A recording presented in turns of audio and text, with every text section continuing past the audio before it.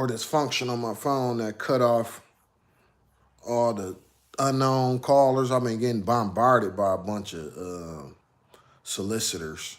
So I got that feature on, and sometimes they leave voice messages, and the voicemails fuck with my volume or my microphone. I don't know how. Shit is crazy. But yeah, man, let's continue what I was talking about. We were talking about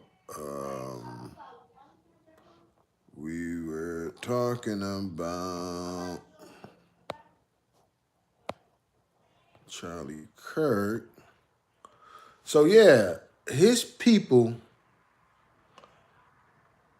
or should I say, the right, the side that he represented, so-called represented, the conservative people, they didn't think, the people that did that to Mr. Kirk obviously didn't think he was radical enough.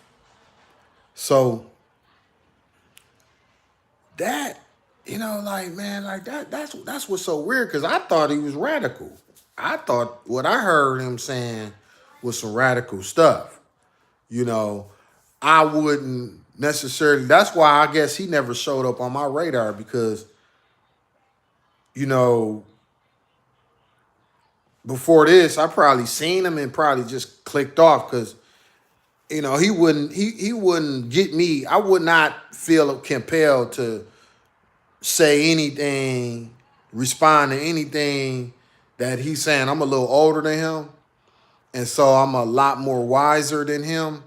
And I would immediately understand like what his ploy is, like him undermining affirmative action, not realizing that affirmative action, it was so necessary, because this country, especially after World War II, had created a culture of, just like what I was saying in my last video, of superiority, and believing that they were just this great country. And I guess being all white made them think that that was a part of why they were so great. When in actuality, the rest of the world was bombed out, and there was no other, like it just was no other competition in the 50s and late 40s and 50s and 60s. By the time the 60s started coming, a lot of these countries had rebuilt. So that's how you had that counter-revolutionary period. And, of course, the civil rights movement that eventually came in the late 50s and 60s, right? So a lot of how this country has thought that they were the best, they thought it was associated with just having white people, and that's what he believes. So when I heard him saying stuff like affirmative action is, DEI, you're not qualified. A lot of times we're more qualified than the people hiring us. And a lot of times what we have to do, we be more scared of showing how smart we are to our insecure white racist coworkers or bosses. Because a lot of times we'll lose our job for knowing too much. And historically here in this country, it's been, oh, you just goody, this know-it-all, this know-it-all, you know what I'm saying? This know-it-all. Y'all can't stand when we know more than y'all. And then don't let our resume be better. You know what I'm saying? That show the proof that we smarter than you. He wasn't even a college graduate, from my understanding. So I know I would not have went back and forth with him before this incident happened. That's why I think he just didn't show up on my radar. I never heard of him. Like I said, he was 31 years old. I'm way older. I know why affirmative action was. I was actually a part of that generation that benefited from that. So, from qualified people getting honest opportunities, working hard, learning, and earning their, their opportunities. You know what I'm saying? So I would not have gone back and forth with him. So that's why I think I didn't know nothing about him. Either way, he still did. Oh no, hey man, not at all. And that's what I'm saying. Like, I'm trying to break it down to the point of where what you say, LJ Prods. I'm gonna read what you said. Either way, he still didn't deserve to die in front of his wife and two kids. I wholeheartedly agree.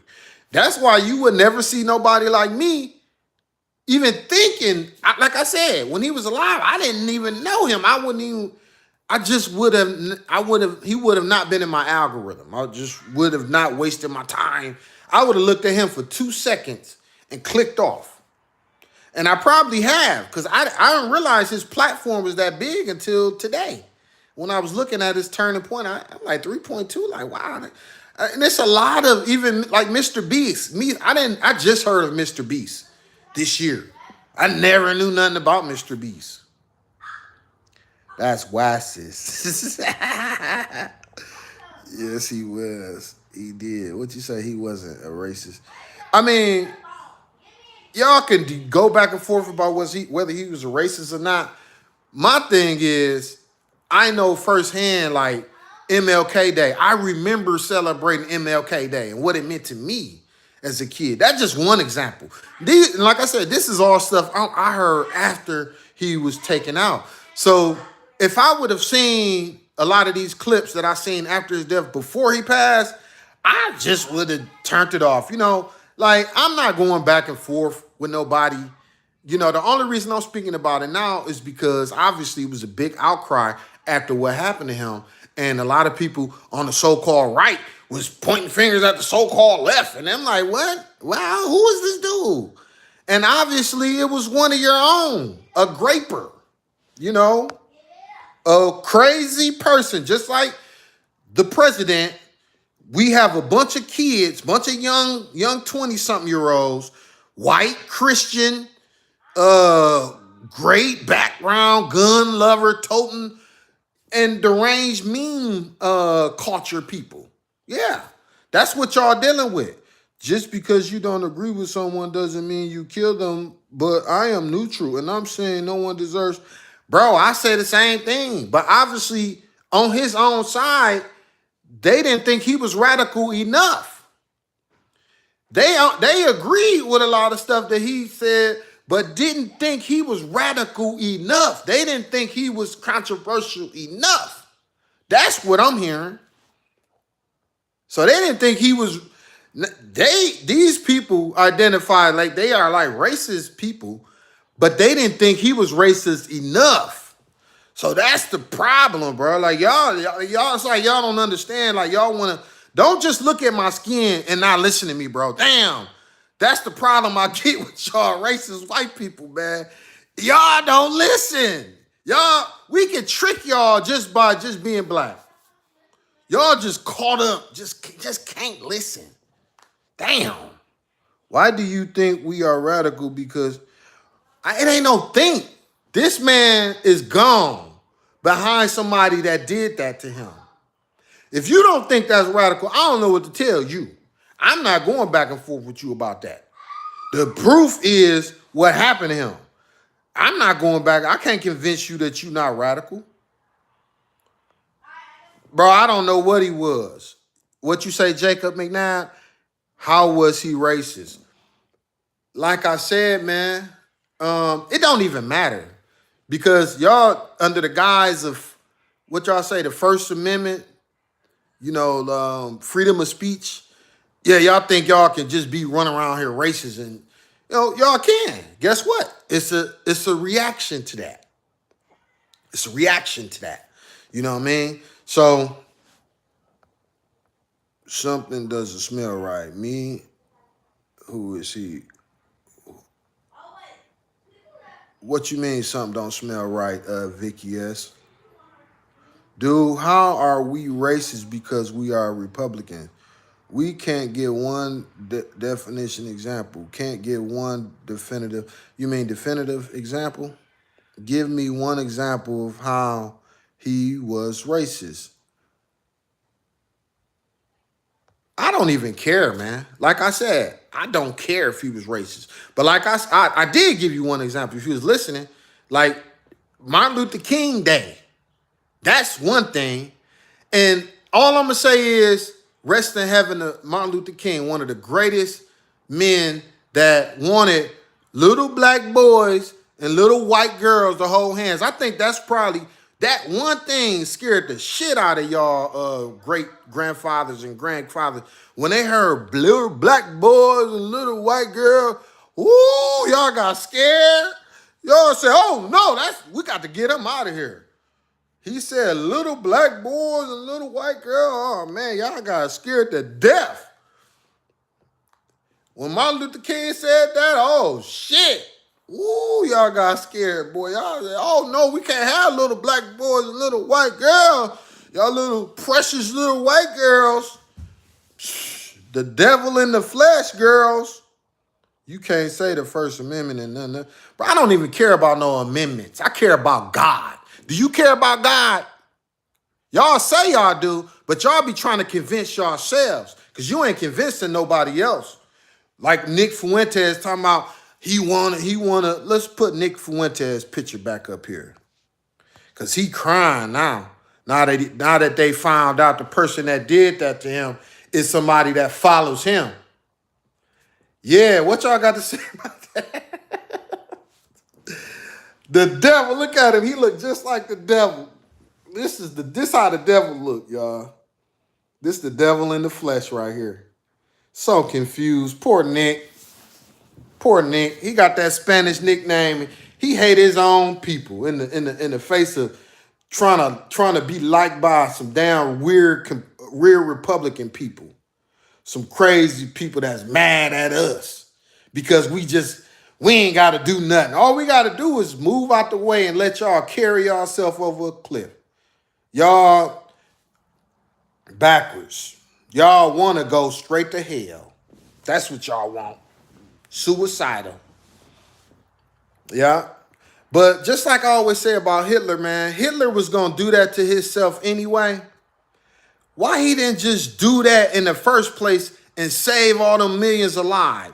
If you know you on the edge of wanting to just get it over with, just do it in the first place. You know, just like that guy, that little boy in Colorado. Why he had to do that to them other students? Same thing with that crazy so-called black man on that bus that did that to that young lady from Ukraine. He should have just did that to himself. So see, when you're talking to people like us, we don't like we neutral across the board. We really are about equity. Like, dude, none of your points of us being racist makes no sense.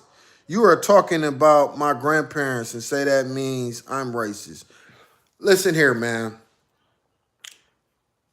If your grandparents, which I'm sure most of y'all grandparents, at this point, great-grandparents, but yeah, your grandparents were convinced to move, just like majority of white America moved from the city to the suburbs during that time. Why it's called white flight.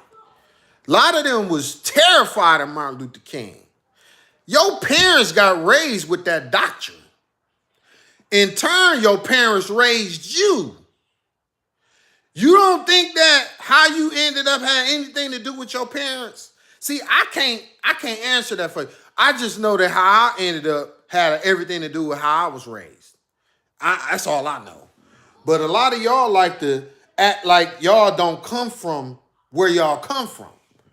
Don't be ashamed of it. Embrace it.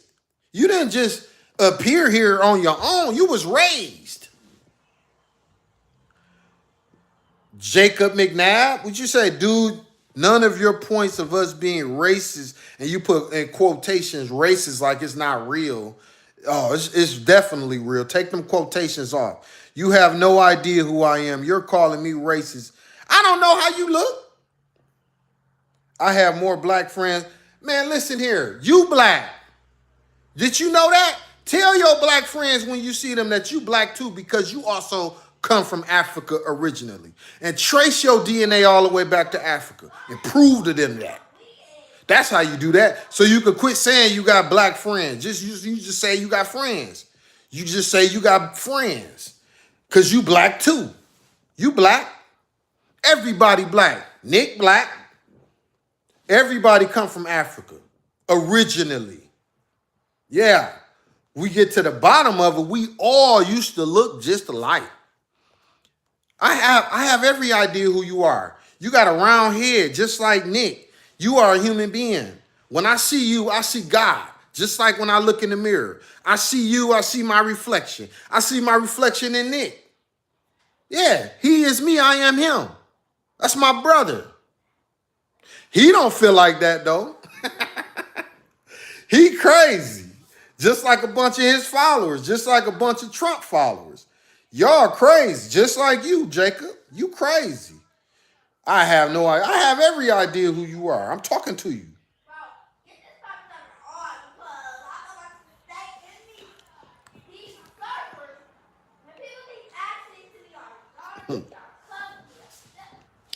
But let's get back to this Grayper shit, man. Obviously, y'all some weirdos that got this weird monster looking green meme as like y'all God or something. And it's sad, man. I'll be right back. Hold on. Dear dear brother, I went through deliverance and got epilepsy.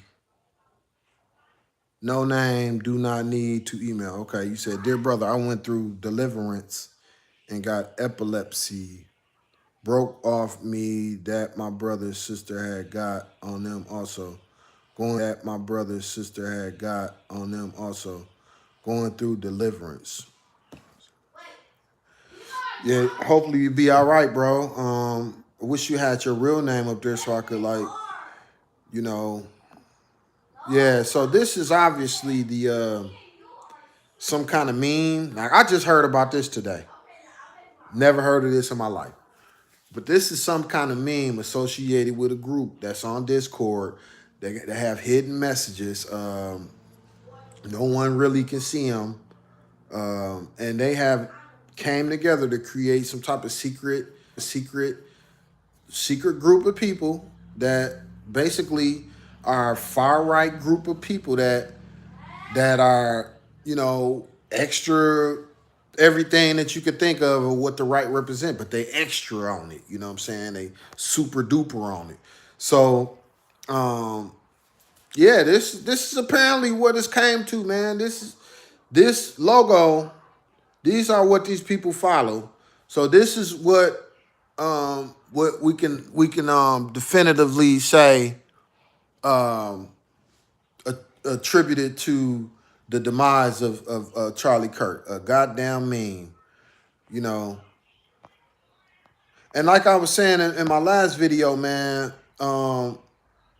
it like for you to create chaos and controversy where there is none, like in white America, man, it got to be like. That's why I will say social media and technology is the worst thing, one of the worst things ever came for people that want to abuse shit.